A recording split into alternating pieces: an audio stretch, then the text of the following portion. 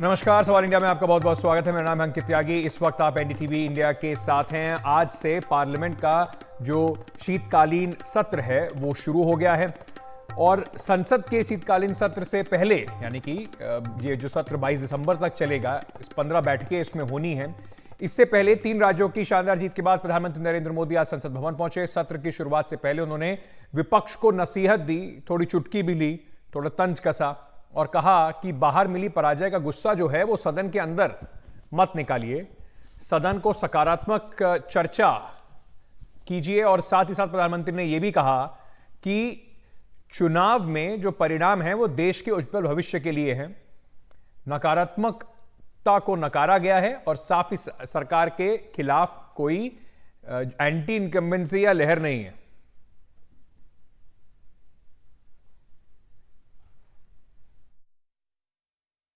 अगर मैं वर्तमान चुनाव नतीजों के आधार पर कहूं तो जो विपक्ष में बैठे हुए साथी हैं, ये उनके लिए गोल्डन अपॉर्चुनिटी है।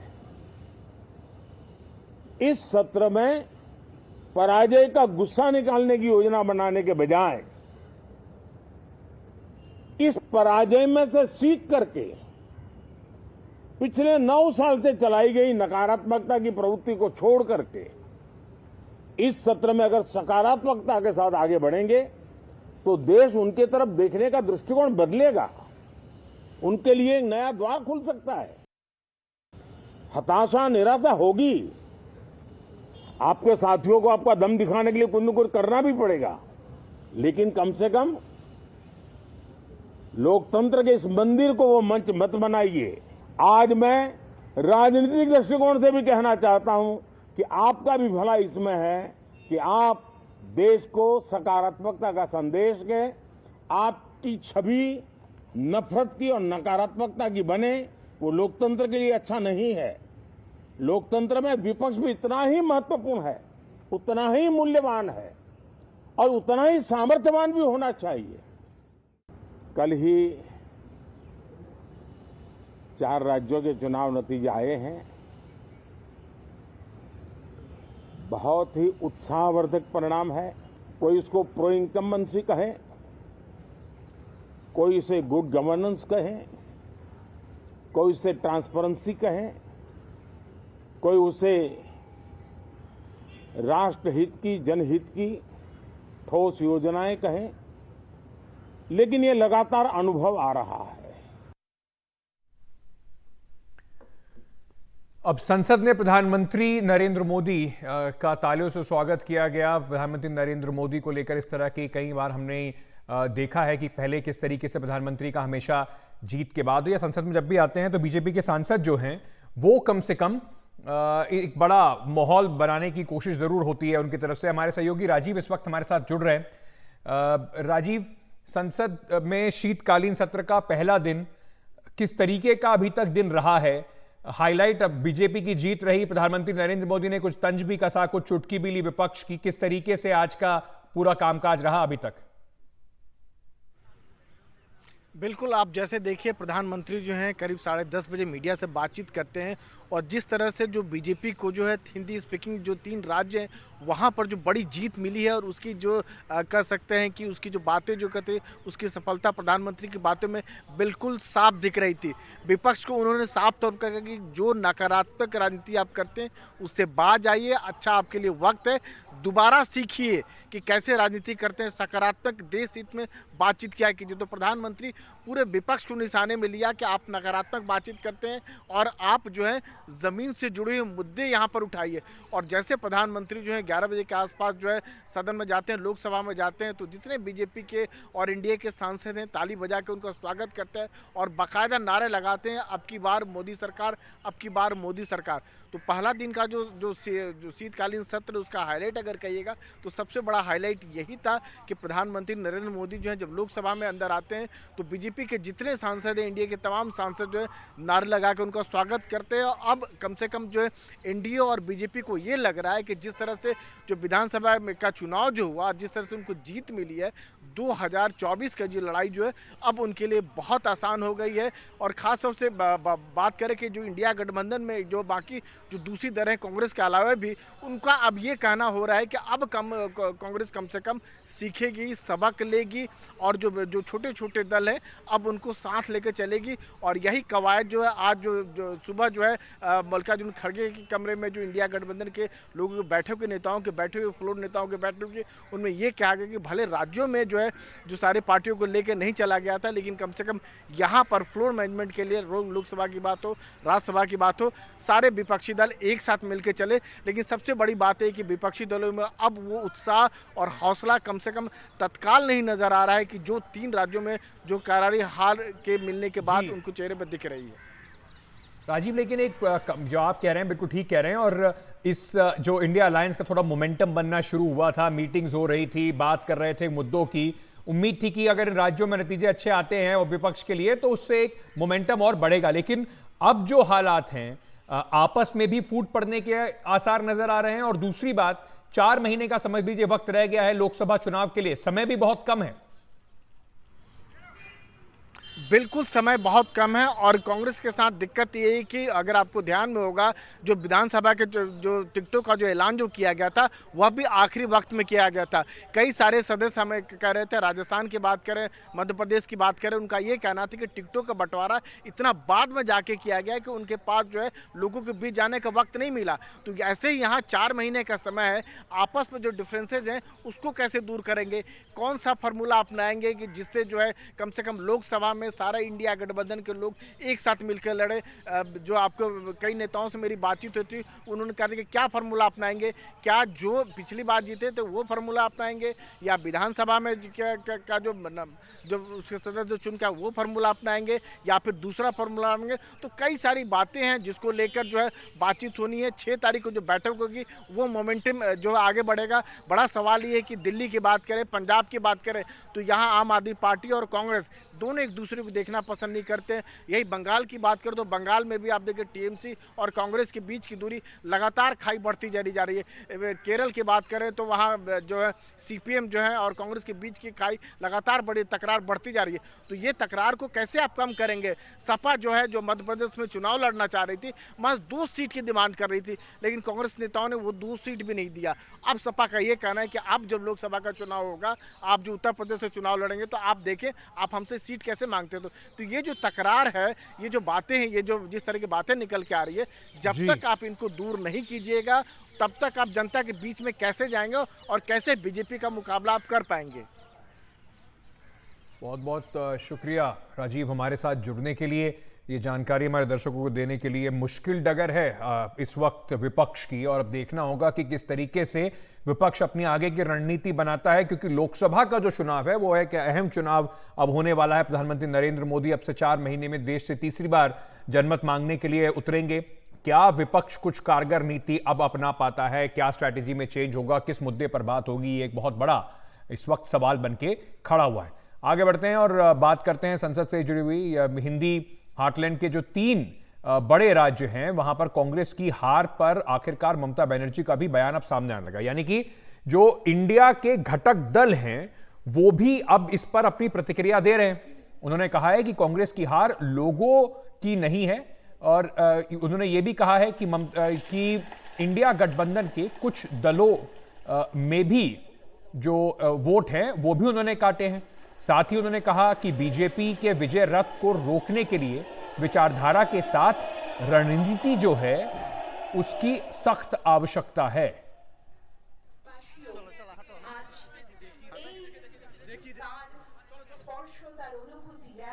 वहीं टीएमसी के नेता अभिषेक बैनर्जी ने भी कहा कि कांग्रेस के दावे उनके काम में दिखने चाहिए, बातों में नहीं।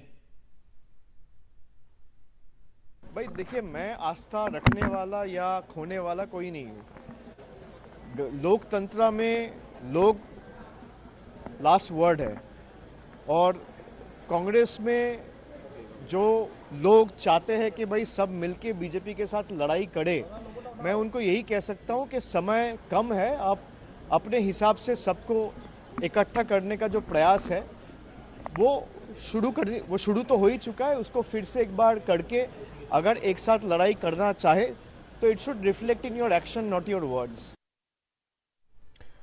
सौरभ गुप्ता मेरे सहयोगी इस वक्त कोलकाता से हमारे साथ जुड़ रहे हैं। सौरभ, मौका तो मिल ही गया है। अब से कुछ दिन पहले तक कांग्रेस अपने इस गठबंधन के साथियों से बात नहीं करना चाहती थी, अब मौका मिल गया है इस हार के बाद इंडिया के घटक दलों को एक एक करके कांग्रेस के ऊपर हमला करने का, अपनी अपनी जमीन के ऊपर बात करने का। कैसे, अब कितना मुश्किल, कितना आसान आपको दिखाई पड़ रहा है तृणमूल कांग्रेस और कांग्रेस का जो संबंध है लोकसभा चुनाव के लिहाज से? पश्चिम बंगाल के मुख्यमंत्री और तृणमूल कांग्रेस के नेत्री और सुप्रीमो ममता बनर्जी आज कांग्रेस के लिए एक कड़ी वार्ता दिए है। वो ये है कि कांग्रेस को सीट शेयरिंग की जो ढांचा है, जो अग्रीमेंट है, वो चुनाव से पहले बना लेना चाहिए था। उन्होंने ये भी कहा है कि इंडिया अलायंस के जो मित्र पक्ष है उन्होंने भी कांग्रेस के वोट काटे हैं, ये बात मानना पड़ेगे। और अगर ये नहीं होता, अगर ये वोट कटिंग नहीं होता तो शायद इन चुनाव में नतीजा कुछ और होता। मुख्यमंत्री ने यह भी कहा है कि हमें अब अपने गलती से सीखना चाहिए। और अगर हम तृणमूल कांग्रेस के एक प्रवक्ता को कोट करें तो उन्होंने कहा है कांग्रेस को अपने जमींदारी वाली जो एटीट्यूड है उसे ड्रॉप करना पड़ेगा। तो इस स्थिति में अगर मैं इस इंफॉर्मेशन को कॉन्टेक्चुअलाइज करूं, इसका मतलब ये निकलता है कि इंडिया पार्टीज ने साफ साफ कांग्रेस को एक वार्ता दिया है, सीट शेयरिंग के बात करिए। ये वार्ता तृणमूल ने पहले भी दिए थे, लेकिन कांग्रेस इससे सहमत नहीं थे। इस चुनाव के बाद कांग्रेस कहा था देखा जाएगा। ममता बनर्जी ने कहा है कि अगर आप पहले कर लेते तो शायद नतीजा और कुछ हो सकता, क्योंकि देखिए वोट तो कटे हैं इंडिया अलायंस के जो आपके मित्र पक्ष है। और कांग्रेस के लिए एक वार्ता है इंडिया अलायंस के पक्ष की तरफ से, सीट शेयरिंग के बाद तुरंत करिए। 24 में बीजेपी को हराया जा सकता है, लेकिन उसके लिए अपने गलती से सीखना पड़ेगा। सीट शेयरिंग के टॉक्स को आगे बढ़ाना चाहिए। तृणमूल कांग्रेस के सांसद और पार्टी के नेशनल जनरल सेक्रेटरी अभिषेक बैनर्जी ने भी ऐसा ही कुछ कहा है कि हमें अपने गलती से सीखना चाहिए। ये कांग्रेस की हार है और इससे ये चीज़ साफ हो जाता है कि अब इंडिया अलायंस के सीट शेयरिंग के जो डिस्कशन होनी चाहिए वो जल्दी से जल्दी होनी चाहिए। तो कांग्रेस के लिए इंडिया अलायंस के मित्र पक्ष से एक कड़ी वार्ता है, सीट शेयरिंग का टॉक्स आगे बढ़ाइए। यही एक रास्ता है कि आप बीजेपी को हरा सकता है। साथ साथ ममता बनर्जी का ये भी वार्ता है कि आइडियोलॉजी के साथ स्ट्रैटेजी भी चाहिए होता और अब स्ट्रैटेजी पे काम करना पड़ेगा। कैमरा पर्सन जीडी शंकर के साथ कोलकाता से सौरभ गुप्ता, एनडीटीवी इंडिया।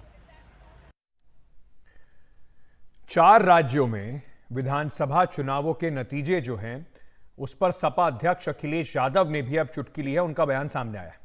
उन्होंने कहा है कि लंबी लड़ाई है, समाजवादी पार्टी और बाकी दलों को बीजेपी को हराने के लिए काफी तैयारी करने की आवश्यकता है। अखिलेश यादव ने यह भी कहा हमें क्षेत्रीय दलों को मजबूत करना होगा, 2024 ऐतिहासिक होगा और मुझे बदलाव की उम्मीद है। हम लोग निराश नहीं हैं और राजनीति में, लोकतंत्र में इस तरह के परिणाम आते हैं और जो भी परिणाम आएंगे वो कोई भी पॉलिटिकल पार्टी है उसको स्वीकार करेगी, लेकिन लड़ाई लंबी है। इन परिणामों से हमें और जिन लोगों को भारतीय जनता पार्टी जैसी बड़ी पार्टी का मुकाबला करना है उन्हें बहुत तैयारी करनी पड़ेगी। मुझे उम्मीद है कि आने वाले समय में परिणाम दूसरे होंगे। इस वक्त आपको सीधे महाराष्ट्र लिए चलते हैं, जहां पर सिंधुदुर्ग जो शिवाजी महाराज जो हैं उनका एक जाना माना किला हुआ करता था, वहां पर प्रधानमंत्री नरेंद्र मोदी नौसेना दिवस के मौके पर पहुंचे हैं। सिंधुदुर्ग की ये तस्वीरें इस वक्त जो आप देख रहे हैं, ये प्रधानमंत्री नरेंद्र मोदी के पहुंचने के बाद की तस्वीरें सामने आ रही हैं। नौसेना दिवस के उपलक्ष्य में प्रधानमंत्री नरेंद्र मोदी सिंधुदुर्ग पहुंचे हैं।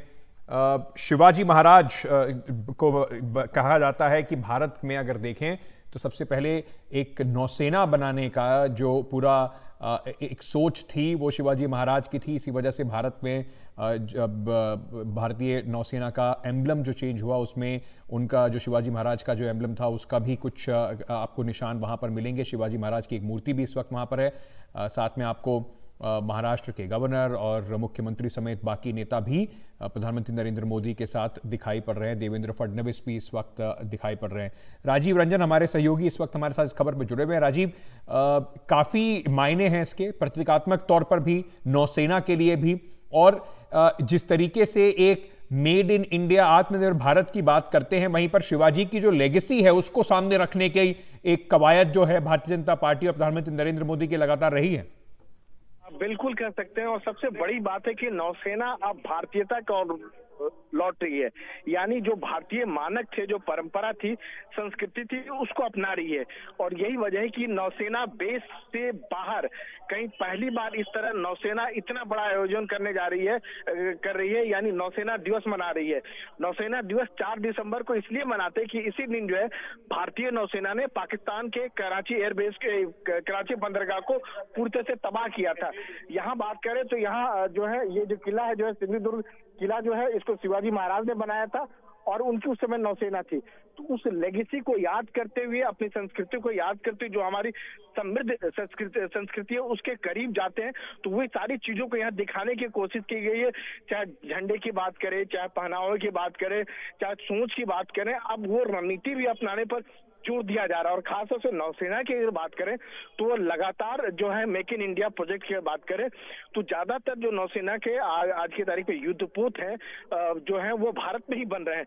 केवल कुछ वेपन सिस्टम, ऐसे वेपन सिस्टम जो हिंदुस्तान में नहीं बनते हैं, उनका वो बाहर से जो है नौसेना जो उनको मंगा रही है, लेकिन ज्यादातर जो है हिंदुस्तान में बन रही है। और सबसे बड़ी बात है कि नौसेना जो है जिस तरह की जरूरतें हैं, हिंद महासागर की बात करें, जो जिस तरह से पाकिस्तान से बात करें, नौसेना से ये चीनी नौसेना की बात करें, जो चुनौतियां उस तरह मिल रही है, उसके मुकाबले जो है नौसेना अपने आप को तैयार कर रही है। चाहे वेपन सिस्टम की बात करें, युद्धपोत की बात करें, और नौसेना दिवस के मौके पर प्रधानमंत्री का जाना एक बहुत मायने रखता है। उन नौसैनिकों के लिए हौसला बढ़ाने की बात होगी कि जो हमारी और आपकी सुरक्षा में हमेशा तत्पर रहते हैं, तैयार रहते हैं। जी राजीव, इसके साथ साथ जैसे आप बता रहे हैं किस तरीके से नौसेना के दिवस पर प्रधानमंत्री नरेंद्र मोदी का जाना एक बड़ी बात है, साथ ही साथ हमने ये भी देखा है कि इसका इस्तेमाल किया, जिस तरीके से इस मौके का फायदा ये भी उठाया जा रहा है कि महाराष्ट्र में और उसके आसपास जहां पर भी शिवाजी महाराज की लेगेसी वाले फोर्ट हैं या किले हैं, उनको भी एएसआई के लोग भी अब साथ में हैं, उनको एक बार दोबारा से पुनर्जीवित करने का भी एक कार्यक्रम पूरा शुरू किया जा रहा है सरकार की तरफ से। बिल्कुल किया जा रहा है, और ये सरकार का फैसला ये आज का नहीं है। पिछले 2 साल से पहले अगर आपको याद होगा, उस समय ये सरकार ने तय कर लिया था कि नौसेना दिवस हुआ, चाहे वायुसेना दिवस हुआ या फिर थल सेना दिवस हुआ, अब दिल्ली में नहीं मनाए जाएंगे बल्कि देश के अलग अलग हिस्से में मनाए जाएंगे। तो पिछली बार नौसेना दिवस जो आपको याद होगा विशाखापट्टनम में मनाया गया था, इस बार जो है सिंधु दुर्ग में मनाया जा रहा है। ये अलग बात है कि कई लोग इसको राजनीतिक चश्मे से देख सकते हैं, क्योंकि महाराष्ट्र में चुनाव है, इसको देखकर जो सरकार जो है जो मराठू मानुस है उसको जो प्रभावित करने की कोशिश कर रही है। लेकिन आप यहाँ देखिए कि यहाँ थोड़ी देर बाद जो है आपको एक ऑपरेशनल डेमो देखने को मिलेगा नौसेना की मिलेंगी। राजीव, 20 के करीब जंगी जहाज, आपको 40 के करीब लड़ाकू विमान जिनमें तेजस MiG-29 के शामिल है। अपनी क्षमताओं से ये देशवासियों को भरोसा दिलाएंगे कि देश की समुद्री सरहद जो है उनके हाथों पूरी तरह सुरक्षित है। और सबसे बड़ी बात है कि जो चीज को आप कहते हैं, प्रधानमंत्री बार बार सेना को लेकर बात करते हैं कि सेना उनके दिल में बसता है, सेना सैनिकों को पास जाना उनके लिए मंदिर में जाने के समान है। तो जब जब प्रधानमंत्री को मौका लगता है, चाहे दिवाली दशहरा की बात करें, चाहे ऐसे मौके की बात करें, तो प्रधानमंत्री मौजूद रहते हैं। और जिस तरह से हाल के दिनों में देखें नौसेना की गतिविधि जिससे बढ़ी है, जिम्मेदारी जो बढ़ी है, तो उस मुताबिक प्रधानमंत्री के जाना, मैं पहले कह रहा था कि बहुत मायने रखता है उन जवानों के लिए, उन नौसैनिकों के लिए हौसला बढ़ाने के लिए बहुत बड़ी बात है।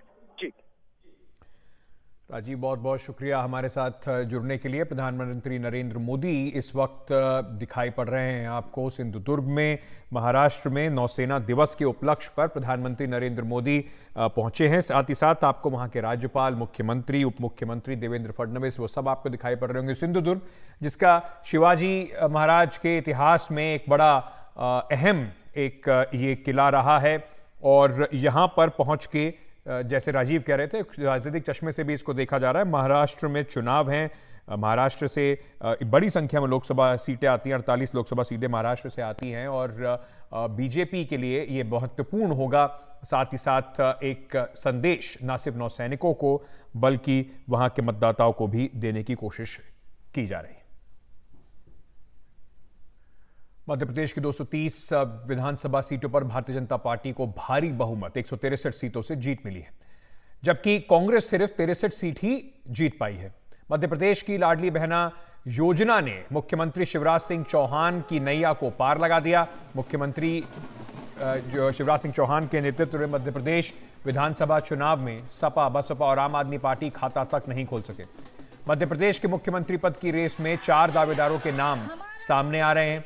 अब ये एक बड़ा सस्पेंस बना हुआ है कि शिवराज सिंह चौहान को ही मौका मिलने वाला है या फिर इसमें कुछ बदलाव हो सकते हैं। तो क्या कौन कौन मुख्यमंत्री पद के दावेदार है? शिवराज सिंह चौहान खुद मुख्यमंत्री लगातार 3 बार रहे हैं, 18.5 साल सरकार भी उन्होंने 18.5 साल में उन्होंने करीब 15 साल के आसपास सरकार भी चलाई है। तो क्या शिवराज सिंह चौहान को दोबारा मौका बीजेपी देगी? क्योंकि इनका नाम शुरुआत में दिखाया नहीं गया था, इनके नाम पर जिस तरीके से वोट नहीं मांगे गए थे, कलेक्टिव लीडरशिप की बात लगातार बीजेपी करती रही थी। साथ ही साथ ज्योतिरादित्य सिंधिया कांग्रेस छोड़कर बीजेपी में आए, 2018 में सरकार तोड़ दी, 18 में चुनाव के बाद 2019 में उन्होंने सरकार तोड़ी और उसके बाद बीजेपी में शामिल हो गए, सरकार बनवा दी भारतीय जनता पार्टी की। चंबल के जिले में इन्होंने बहुत अच्छा प्रदर्शन भी अपनी पार्टी को करके दिखाया है। तो क्या इनको इनाम मिल सकता है? नरेंद्र सिंह तोमर कृषि मंत्री हैं, उनको क्या इस बार इनाम मिल सकता है? और कैलाश विजयवर्गीय जो एक वरिष्ठ बीजेपी के नेता हैं, मध्य प्रदेश में काफी सालों से सक्रिय रहे हैं, देश में बाकी जगह भी इनको काफी जिम्मेदारी दी गई है। इस बार पार्टी ने उन्हें चुनाव लड़ने को कहा, उन्होंने चुनाव भी लड़ा, जीते। तो किसका नंबर लगेगा? हमारे सहयोगी अनुराग द्वारी इस वक्त हमारे साथ जुड़ रहे हैं। अनुराग, बहुत सारे चर्चा है, पूरी अटकलों का कयास लगाए जा रहे हैं। कल जिस तरीके से शिवराज सिंह चौहान ने जीत की जैसे शुरुआत दिखाई पड़ी, तो आके समझ लीजिए मीडिया से बात करते हुए अपना दावा ठोक दिया कि देखिए मामा अभी यहीं पर रहने वाले हैं। तो क्या मुख्यमंत्री शिवराज सिंह चौहान बनेंगे या बीजेपी इस वक्त एक जनरेशनल चेंज की ओर बढ़ रही है? देखिए, ये फैसला तो जो पार्टी बार बार कहती है कि संसदीय दल ही करेगा अंकित, लेकिन चूंकि 2/3 से ज्यादा बहुमत आया है, लेकिन आप देखिए कि चुनाव से पहले नारे क्या लग रहे थे, एमपी के मन में मोदी, मोदी की गारंटी। तो ऐसा लग रहा है कि इस बार जो सामूहिक नेतृत्व की बात है तो वही फैसला लेंगे। हालांकि रेस में जैसा आपने खुद बताया, केंद्रीय मंत्री नरेंद्र सिंह तोमर हैं, प्रहलाद पटेल हैं, ज्योतिरादित्य सिंधिया हैं, कैलाश विजयवर्गीय हैं, प्रदेश अध्यक्ष वीडी शर्मा भी मैदान में है। तोमर चुनाव प्रबंधन समिति के संयोजक थे, लेकिन चूंकि बेटे का एक वायरल वीडियो आया तो उनका कद थोड़ा कमजोर हुआ है। प्रहलाद पटेल कद्दावर तो हैं, ओबीसी भी हैं, लेकिन उनका रुख सख्त है और उनकी छवि थोड़ी सर्वमान्य नहीं है। कैलाश विजयवर्गीय रेस में, लेकिन कई बार आपने देखा होगा ऐसे बयान दे देते हैं जो सुर्खियों में आ जाते हैं और उसके बाद उनको वो बयान उनको कहना पड़ता है कि मीडिया ने तोड़ मरोड़ कर बयान दिखाया। वीडी शर्मा ब्राह्मण हैं, आगे आ सकते हैं, रणनीति भी कारगर रही है, लेकिन चूंकि प्रदेश में 50% से ज्यादा ओबीसी आबादी है, ऐसे में फैसला पार्टी नेतृत्व को लेना है कि क्या किसी ब्राह्मण के हाथ में वो जिम्मेदारी दे सकते हैं। इसके अलावा और भी कई लोग हैं, जैसे अगर आप देखें गोपाल भार्गव है, 9 दफे के विधायक हैं वो, और कभी अपने इलाके में चुनाव प्रचार न करने जाए तभी कद ऐसा है कि वो चुनाव जीत जाते हैं। तो कई ऐसे चेहरे भी हैं, लेकिन ये मैं जरूर कह सकता हूँ कि 16 तारीख को मलमास लग रहा है और बीजेपी ऐसी चीजों को बहुत ध्यान में रखती है, तो हो सकता है कि उसके पहले ही वो पूरी प्रक्रिया के तहत अगला मुखिया कौन होगा इसके नाम का ऐलान कर दे। रेस में शिवराज सिंह चौहान वैसे सबसे आगे हैं। रेस में शिवराज सिंह चौहान सबसे आगे, लेकिन अनुराग, जब ये चुनाव हो रहे थे तब तो ये कहा जा रहा था कि देखिए शिवराज सिंह चौहान के नाम पर इस वजह से ज्यादा बीजेपी नहीं फोकस कर रही है क्योंकि एंटी इनकम्बेंसी हो सकती है, लोग थक गए हैं, फटीग फैक्टर है। लेकिन ऐसी क्या, इतने बड़े बहुमत के बाद, और इसमें प्रधानमंत्री नरेंद्र मोदी, केंद्रीय जो नेतृत्व है उसका बड़ा योगदान है, लेकिन शिवराज सिंह चौहान लगातार पूरे राज्य में घूम घूम कर उन्होंने वोट मांगे हैं, क्या इतना आसान होगा उन्हें इस पद से हटाना? बिल्कुल नहीं होगा, वही मैं कह रहा हूँ कि देखिए अगर आप किसी को कद में कम करना चाहते हैं तो कहीं से संभव नहीं है कि आप औसतन 12 से 13 हर दिन रोड शो और रैलियां करवाएं। 165 से ज्यादा जो पूरे इलाके में, पूरे प्रदेश में सबसे ज्यादा, उनके नजदीक कमलनाथ भी नहीं पहुंचे, 114 ही कर पाए। तो और दूसरी सबसे बड़ी बात है कि 80 के बाद जितने भी उम्मीदवारों की लिस्ट, उसमें साफ तौर पर शिवराज सिंह चौहान की स्वीकृति थी। तो आप मतलब ये मुझे तो बहुत मुश्किल लगता है कि इतने कद्दावर ओबीसी नेता को, जब घनघोर ओबीसी पॉलिटिक्स का दौर चल रहा हो, उस वक्त उनको हटाएं, और खास करके उस नेता को जिसका जो अपने सबसे करीबियों को टिकट दिलवाने में वो कामयाब रहे, वो भी 1-2 नहीं 100 से ज्यादा। बहुत बहुत शुक्रिया हमारे साथ जुड़ने के लिए अनुराग, और ये जानकारी हमें देने के लिए। बड़ा दिलचस्प होगा, हर राज्य में मुख्यमंत्री कौन बनेगा, क्या भारतीय जनता पार्टी तीनों राज्यों में नए चेहरे को मुख्यमंत्री पद का दावेदार बनाएगी, या 2024 से पहले शिवराज सिंह चौहान ओबीसी नेता हैं, बड़े नेता हैं, पॉपुलर हैं, उनके साथ ही मध्य प्रदेश में जाया जाएगा। वहीं राजस्थान में भी भारतीय जनता पार्टी ने सत्ता में वापसी की है। जो राजस्थान में रोटी पलटने का रिवाज था, वो रिवाज कांग्रेस के ऊपर भारी पड़ा है। लेकिन उसके सामने एक बड़ी चुनौती यह है कि 2019 लोकसभा चुनाव के इतिहास को दोहराने के लिए 2019 में राजस्थान में 25 लोकसभा सीटें जीती, वो सब बीजेपी ने जीती थी। और इस इतिहास को दोहराने की काबिलियत किस चेहरे में है, भारतीय जनता पार्टी किसको वहां पर सत्ता देगी, ये एक बड़ा सवाल बनकर इस वक्त खड़ा हुआ है। फिलहाल मुख्यमंत्री पद के दावेदारों की अगर बात करें तो 7 नाम सामने आ रहे हैं। यहां पे भी चुनाव से पहले सामूहिक नेतृत्व के तौर पर भारतीय जनता पार्टी गई थी, पर पूर्व मुख्यमंत्री वसुंधरा राजे जो गद्दावर नेता हैं, इन्होंने भी अंत में आते आते बीजेपी ने इनको काफी प्रोमिनेंस भी दी। गजेंद्र सिंह शेखावत केंद्रीय मंत्री, क्या इनका नंबर आने वाला है? किरोड़ी लाल मीणा बीजेपी के पुराने नेता हैं, उनका क्या नंबर आ सकता है? मीणा समाज से आते हैं, प्रमुख वोट बैंक होता है राजस्थान के अंदर। बाबा बालकनाथ उत्तर प्रदेश की तरह क्या एक सरप्राइज बाबा बालकनाथ के साथ हो सकता है? साथ ही साथ इनको योगी आदित्यनाथ की तरह से छवि इनकी देखी जा रही है। क्या बीजेपी को, जो कहा जाता है कि पोलराइजेशन, हिंदुत्व के मुद्दे पर इनका समर्थन मिल सकता है, एक बड़ा मैसेज हो सकता है? दिया कुमारी, इनको इस वक्त भी इन कहा जा रहा है एमपी हैं, इनको एक बीजेपी ने अपनी सबसे सेफ सीट, जो राजस्थान में नहीं पूरे देश में अगर कहें तो बीजेपी की सबसे सेफ सीटों में से एक सीट से चुनाव लड़ाया। राजपूत है, क्या इनको नंबर आ सकता है? सीपी जोशी जो कि वहां पर अध्यक्ष हैं इस वक्त, और साथ ही साथ अर्जुन राम मेघवाल जो भी केंद्रीय मंत्री हैं, इनमें से किसका नंबर लग सकता है? ये एक सस्पेंस अभी बना हुआ है। बाल वीरेंद्र शेखावत हमारे सहयोगी इस वक्त हमारे साथ जुड़ रहे हैं। वीरेंद्र, मैं आपसे जानना चाहूंगा, वसुंधरा राजे को शुरुआत में थोड़ा दूर रखा गया, अंत में लगा कि उनके बिना काम नैया पार होगी नहीं, तो प्रधानमंत्री के साथ भी उनको दिखाया गया, पोस्टर्स में भी उनको जगह मिली। किस तरीके की अभी कवायद चल रही है? क्या वसुंधरा का किस्मत एक बार फिर खुलेगी, या बीजेपी इस बार एक जनरेशनल चेंज की तरफ जा रही है? देखिए, राजस्थान के अंदर बीजेपी जिस तरीके से 115 का जो बहुमत लेके आई है, राजस्थान के अंदर जो मैजिक फिगर है वो 100 है, लेकिन 115 जो विधायक है बीजेपी के वो जीतकर विधानसभा तक पहुंचे। तो इसके अंदर आप देखेंगे कि वसुंधरा राजे सिंधिया है वो राजस्थान की राजनीति के अंदर काफ़ी बड़ा रोल अदा करती है।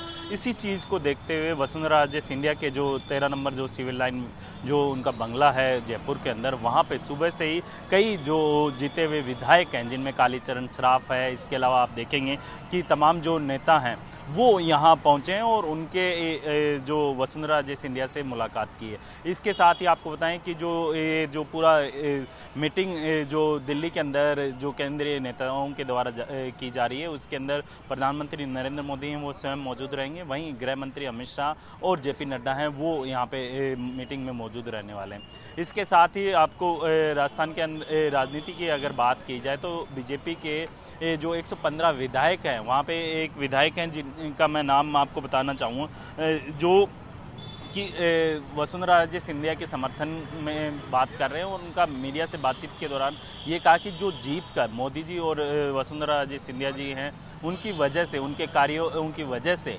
राजस्थान के अंदर बीजेपी 115 जो विधायक हैं वो लेकर आई है। तो वो 115 विधायक हैं वो वसुंधरा राजे को सीएम के समर्थन में अपना कह सकते हैं कि जो समर्थन देंगे। तो लेकिन सबसे बड़ा सवाल ये उठता है कि जिस तरीके से आप देख रहे हैं बीजेपी जिन राज्यों में अपनी सरकार बनाती हैं वहाँ पे प्रधानमंत्री नरेंद्र मोदी कोई नया चेहरा वहाँ पे पेश करते हैं और उन्हें अपना सीएम बनाते हैं। तो वसुंधरा राजे सिंधिया को जाहिर सी बात है दरकिनार नहीं किया जा सकता, लेकिन वसुंधरा राजे सिंधिया का जिस तरीके से आरएसएस के तमाम जो पदाधिकारी हैं उनके साथ भी मीटिंगें चल रही है, इसके अलावा फिर कलराज मिश्र के साथ उनकी जो शिष्टाचार भेंट हुआ वो भी काफ़ी महत्वपूर्ण है। इन तमाम चीज़ों को लेकर आप देखेंगे कि राजस्थान की जो राजनीति है। भारतीय हमारे सहयोगी इस वक्त बात कर रहे हैं राजस्थान की हार पर कांग्रेस के वरिष्ठ नेताओं का क्या कहना है, जरा सुनते हैं। राजस्थान में मुख्यमंत्री के पूर्व ओएसडी के साथ 6 महीने पहले राजस्थान में रहे कैबिनेट मंत्री बीडी कल्ला जी के लिए कहा, मुख्यमंत्री जी को, क्योंकि मैं वहां से खुद भी प्रयासरत था, तो मैंने उन्हें कहा कि ये मंत्री जी लगभग 20,000 ज्यादा वोटों से चुनाव हारेंगे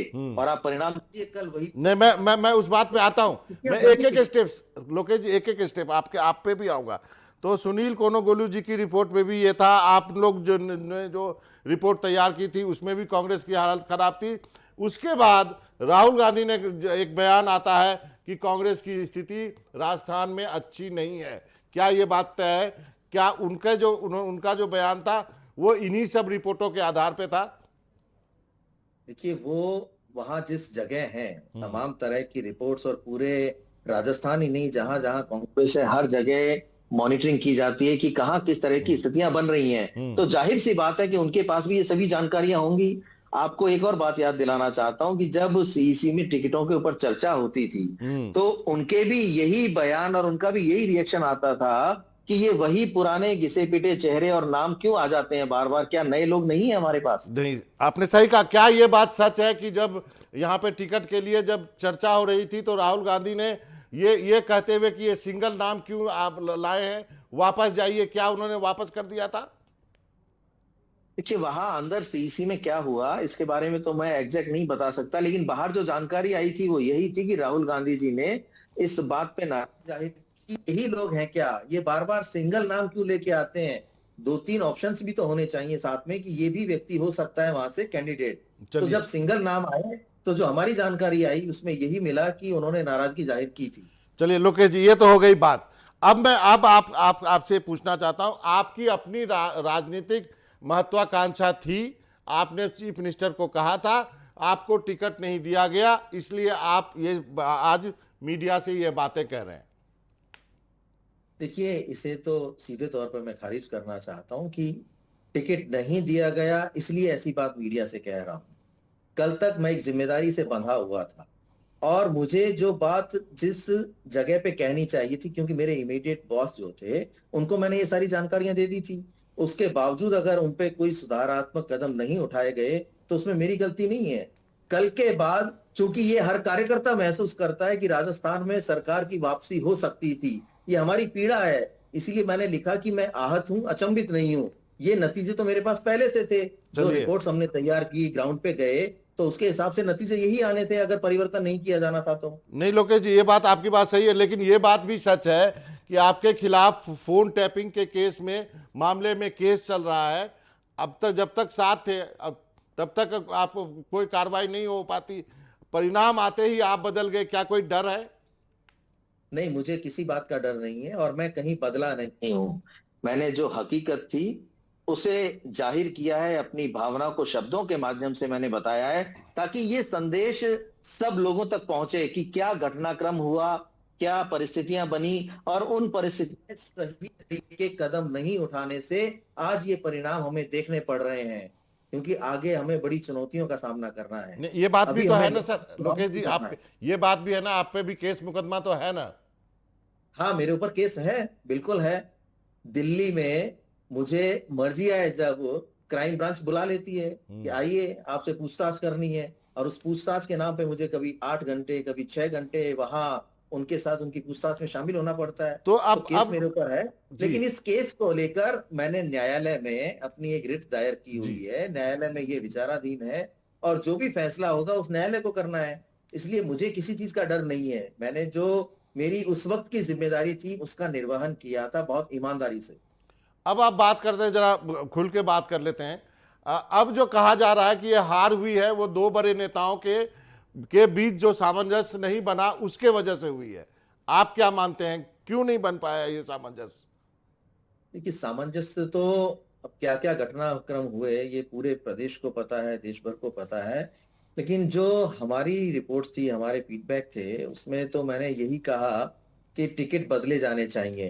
हालांकि ये बात सही है कि ये सामंजस्य रहता तो ज्यादा मजबूती के साथ और चुनाव लड़ा जाता, और कार्यकर्ता जो हमारा ग्राउंड लेवल पे काम कर रहा है, अगर उस तक ये मैसेज होता कि ये एकजुट होकर चुनाव लड़ रहे हैं, तो निश्चित तौर पर परिणाम आज दूसरे होते। किसकी गलती थी? अब इस बारे में तो मैं कैसे टिप्पणी कर पाऊंगा कि किसने गलती की, क्या गलती की, लेकिन हाँ ये जरूर मान रहा हूं कि एक साथ होकर मजबूती के साथ चुनाव लड़ते और पहले से ये सारी चीजें क्लियर हो जानी चाहिए थी। क्या अब जो मुख्यमंत्री थे वो जो है और सचिन पायलट, क्या स्थिति ऐसी है कि मंच तक शेयर करने से कतराते रहे? क्या स्थिति यहाँ तक है कांग्रेस में? नहीं, मंच तो शेयर किए गए, मंच पे तो, लेकिन वो दिल से नहीं किए ना, दिल से नहीं किए। जब कैंपेन जब हमारा शुरू हुआ तो एकजुट होकर ही चुनाव लड़ा गया, एक ही मंच पे बात की वो गई। तो राहुल गांधी ने जबरदस्ती कराया, लोकेश जी। ये केंद्रीय नेतृत्व और आलाकमान का अपना एक सारा सिस्टम है। वो जिस रूप में जिस चीज को जिस भूमिका में लाना चाहते हैं, उसी भूमिका के अनुसार पूरी पार्टी और तमाम नेता काम करते हैं।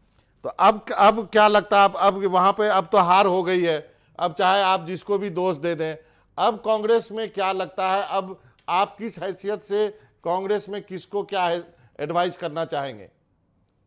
देखिए, मैं तो अब कांग्रेस का एक सिर्फ कार्यकर्ता रह गया हूं, और कार्यकर्ता की हैसियत से मैं ये बताना चाहता हूं कि अब बदलाव की आवश्यकता है।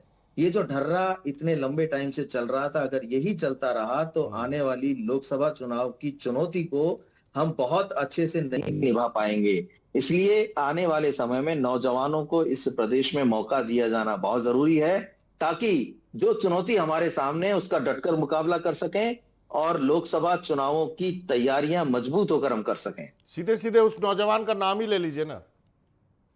कि मैंने तो नौजवानों की बात की है, और बिल्कुल जाहिर सी बात है कि सचिन पायलट नौजवान हैं और प्रदेश भर में नौजवान उनके साथ कनेक्ट करते हैं। वो चाहते हैं कि उनको आगे लाया जाए, वो बड़ी उनकी सबकी मंशा रही है।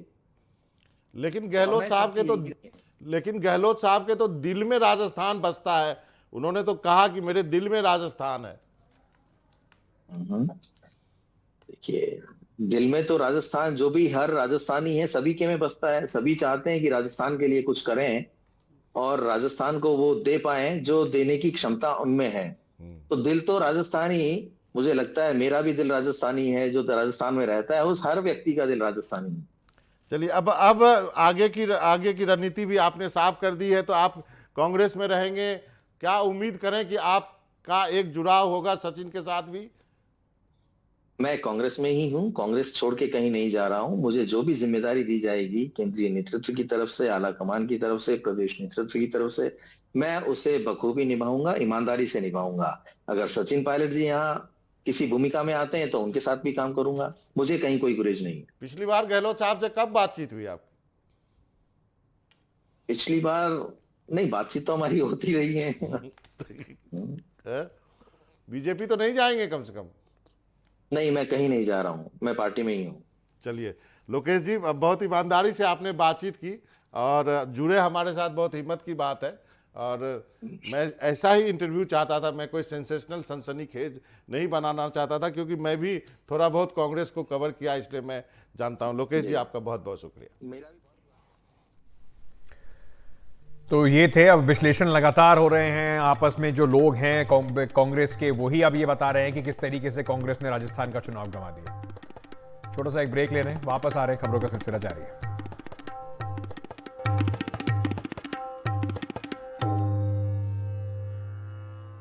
चक्रवात मिचोंग के चलते तमिलनाडु की राजधानी चेन्नई समेत कई जिलों में बारिश का जो कहर है वो इस वक्त दिखाई पड़ रहा है। आपको ये बता दें कि सामान्य जनजीवन वहां पर पूरी तरीके से अस्त-व्यस्त हो गया है। लगातार हो रही बारिश के चलते लोगों का जीना मुश्किल हो रहा है। चारों तरफ पानी भर गया है, सड़कों पर घुटनों तक पानी भरा हुआ दिखाई पड़ रहा है, जिसके चलते लोगों को भारी परेशानियों का सामना करना पड़ रहा है। कई स्थानों पर पेड़ उखड़कर गिर गए हैं।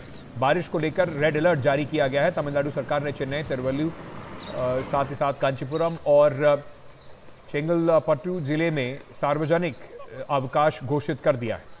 चक्रवात के बाद प्रशासन पूरी तरीके से अलर्ट मोड में है। एनडीआरएफ की 21 टीमों को तैनात किया गया है।